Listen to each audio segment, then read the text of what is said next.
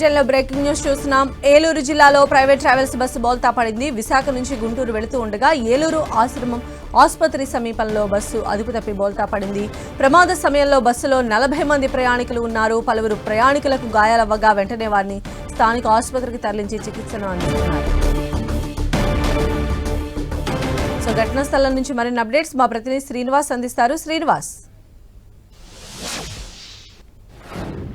సంధ్య, ఏలూరు జాతీయ రహదారిపై ఆశ్రమ హాస్పిటల్ సమీపంలోనే ఈ ప్రైవేటు బస్సు బోల్తా పడింది.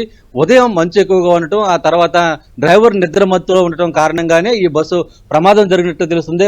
బస్సు వైజాగ్ నుంచి కూడా గుంటూరు వస్తున్న సందర్భంలోనే ఈ బస్సు యాక్సిడెంట్ కావడం జరిగింది. బస్సు వేగంగా వచ్చి పక్కనున్నటువంటి డివైడర్ ను ఢీకొనడంతో ఈ ప్రమాదం తిరగబడి బయలుతా పడింది. అయితే డివైడర్ లేకపోతే ఇక్కడ ఈ బస్సు ఇక్కడి నుంచి కూడా కింద రైల్వే ట్రాక్ ఉంది, రైల్వే ట్రాక్ మీద పడేది. ఆ ప్రమాదం మరింత తీవ్రతమయ్యే అవకాశం ఉండేది. అయితే ఈ బస్సు ప్రమాదంలో 40 మంది ప్రయాణికులు ఉన్నప్పటికీ కూడా ఎవరికి కూడా ఇటువంటి పెద్ద పెద్ద గాయాలేమీ తగలేదు. చిన్నపాటి గాయాలతోనే వాళ్ళంతా కూడా బయటపడటం జరిగింది. వాళ్ళంతా కూడా ఊరు పీల్చుకున్నారు. అయితే స్థానికంగా ఉన్నటువంటి పోలీసులు, హైవే పోలీసులు, ఏలూరు రూరల్ పోలీసులు అందరూ కూడా క్షతగాత్రులు వెంటనే దగ్గరలో ఉన్నటువంటి ఆశ్రమ హాస్పిటల్లోకి చేర్చడం జరిగింది. వాళ్ళ పరిస్థితి అంతా కూడా బాగుందని కూడా చెబుతున్నారు. అయితే రాత్రి 11 గంటల సమయంలో వైజాగ్ లో ఈ బస్సు బయలుదేరినట్లు చెబుతున్నారు. ఈ ఓలో ప్రైవేటు బస్సుగా చెబుతున్నారు. అయితే దీనికి సంబంధించి కూడా ఈ ప్రాంతంలోనే ఎక్కువగా బస్సు ప్రమాదాలు జరుగుతున్నాయి. 2 రోజుల క్రితమే ఇక్కడ ఈ ప్రాంతంలోనే బస్సు ప్రమాదం జరిగింది. 4 చనిపోయారు. ఆ ప్రమాదంలో అనేక మందికి గాయాలైన సందర్భం అయితే కూడా ఉంది.